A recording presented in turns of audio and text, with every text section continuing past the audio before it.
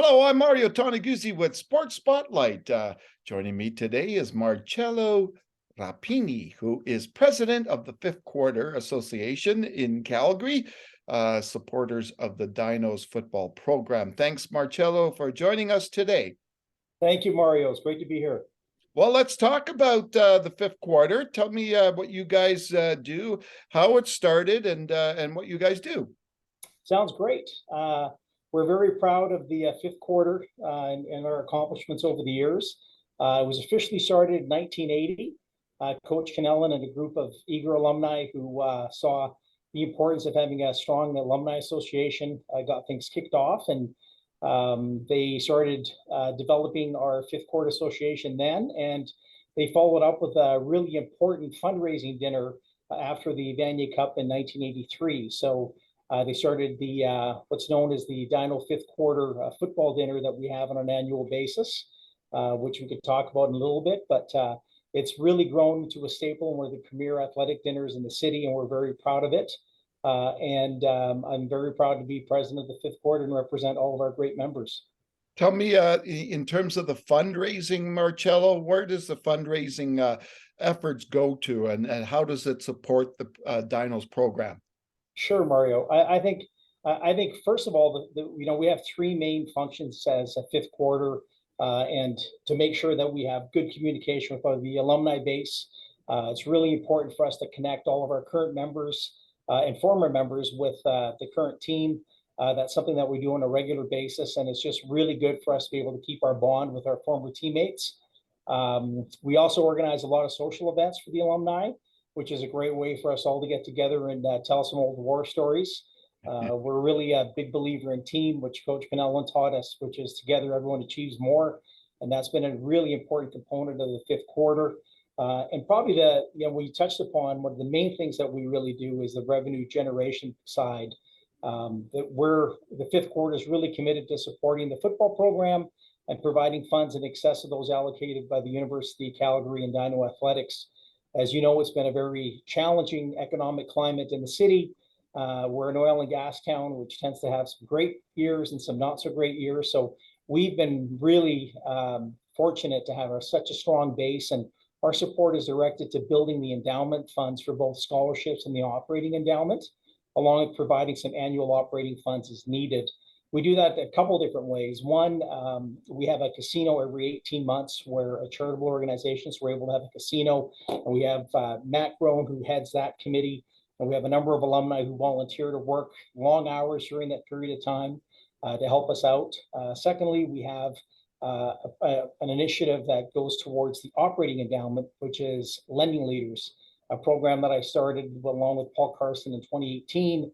We've had great support from our board, and we've raised almost $500,000 for the operating side of the program during that period. But the most important piece of the puzzle for the revenue generation side is the Dino Fifth Quarter Dinner, which I said started in 1984.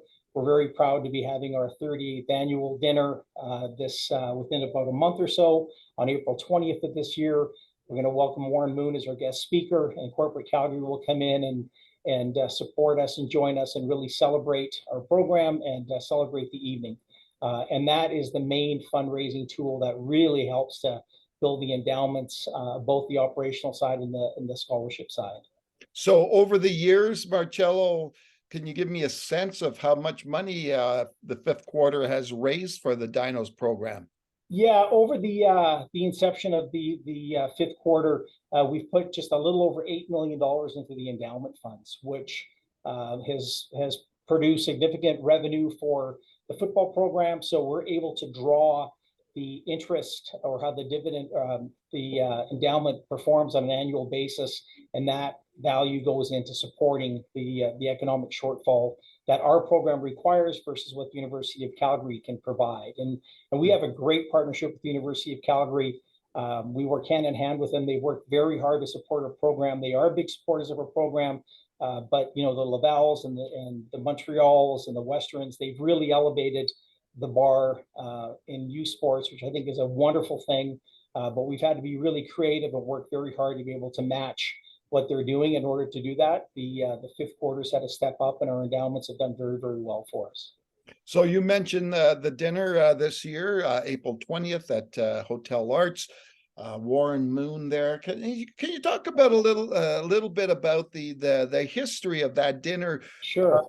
who are some of the speakers that have showed up to this? Well, in 1984, the first speakers were the great George Reed Oh, and a wonderful columnist, Jim Coleman, who I'm sure you know quite well, Mario. one of my And heroes. since Yeah, yeah. And since then, we've had just some tremendous speakers. Last year, very short notice, we were able to get Rocky Blyer. Rocky came in and did a terrific job for us. We talk about team and together everyone achieves more, and that was really evident last year. From the time we decided to have the dinner to the implementation of the dinner, it was 6 weeks, and we were able to get it all together, get our sponsors going. Our dinner chair, Jason Asson, did a terrific job with the dinner committee. And we were able to get that event going in a 6 week period. And Rocky was just amazing. He was a great speaker. We've also had people like Dave Wannstedt and Roy Firestone, Jeff Garcia, Bill Polian, Michelle Tafoya was terrific, Keith Jackson, Dan Fouts, Chris Berman, to Dan and Jay on TSN, and a whole host of others along the way. But we've been really honored and fortunate to have some wonderful people and wonderful speakers attend the dinner. All right. So when we look at this Dino football program, and full disclosure, I was there in 1983. Yes. Covered the boys on their Vanier Cup championship team, and Yes. in Toronto when they beat Queens, first Vanier Cup. Yes. How many do we have under our belt now for national championships? Well, after the last title in 2019, we now have 5 national championships under our belt, and we could probably added 2 or 3 more. I've been coaching for quite a while now, and lost a few heartbreakers over the last 10 years. But we're really proud of the 5 Vanier Cups, and really proud of. I think we won 11 or 12 Hardy Cups in a row. Yeah. We've been to a number of Mitchell Bowls, and unfortunately, we lost a couple of heartbreakers to one to Queen and a couple to Laval. But we've had a very good program here for a very long period of time, and it just speaks to the Calgary community and the level of football we have here, our recruiting efforts, and just how wonderful our program is, and the great coaching that we've had over time. Tell me a little bit about the reasons for the success and why that program has been so special and so strong over the years, over 40 plus years. Over 40 plus years. I think it's the secret sauce there is just, once a Dino, always a Dino. And that's really the importance of our fifth quarter. We have such a strong alumni base, so much pride in our program. The bar has been set very, very high. As you know, Coach Cannellan came in and won 4 Vanier Cups during that period. We've had wonderful staff. We've had wonderful players. We've had, for someone like myself who played 5 years for the program, I grew up playing Bantam sports here and high school sports here at Francis, with a dream of playing for UC. And I was able to achieve that goal. And we have such a wonderful base of football players here in Alberta, and our recruiting is branched out, obviously, but the bar has been set high. We expect to be in the Hardy Cup and the Mitchell Bowls and the Vanier Cups on an annual basis. Everyone strives for that. We've had wonderful coaching, and we have a wonderful volunteer base. I think if you look at Coach Harris's coaching tree that he has, I think there's about 20 to 25 volunteer coaches, former players, most of them people like Sam Hurl joined us last year, Eric Lavich, a host of others. But everyone gives back to the program. Everyone puts in their time. Everyone donates their time. And we have a very high bar, and we've been really fortunate to achieve a lot of great things in the program. Now, you mentioned, Coach Peter Cannellan a couple of times here, and tell me a little bit about him. What made him so special and as a coach?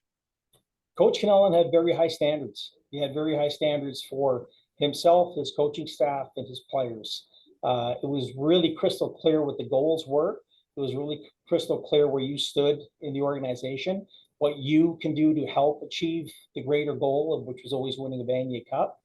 And he had great passion and dedication to the program. And when you played for Coach Cannellan, there was no excuses. You had to come in every single day. You had to perform every single day.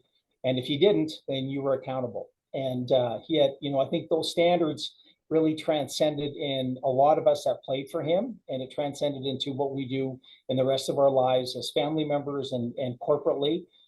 So setting that bar high is the most important thing, and Coach Cannellan set it very, very high. So, Marcello, you talk about some of the stuff that the success of that program, but it's also the success of the individuals, right? And I'm not talking about on the football field, and Lord knows we've had some unbelievable athletes that come through the program. But what I'm talking about is people in the community, people from that program who have become successful business people, successful community leaders. That's the one thing that always has stuck in my mind over the years since, as I said, since my initial contact with that program in 1983. Can you talk a little bit about that? Like, why has that program produced, not just successful football players, but successful people and business people? I think it has everything to do with the selection process and the type of student athletes that University of Calgary likes to attract and recruit. And I saw that firsthand in the 80s. We had probably one of the best football players ever to play here in Don Blair. And Don came in as a rookie and he tried out for us, and he was by far the best player on the field, by far the most talented player. But Don at that time, I think, was very young, like we all were at one time, had a lot of success in his career, and came in and didn't really do it the Dino way, which is with a lot of integrity, where you do things in a classy, professional way and you stay in your lane. And Coach Cannellan cut Don Blair. And Don Blair couldn't believe it. We couldn't believe it because he was so good.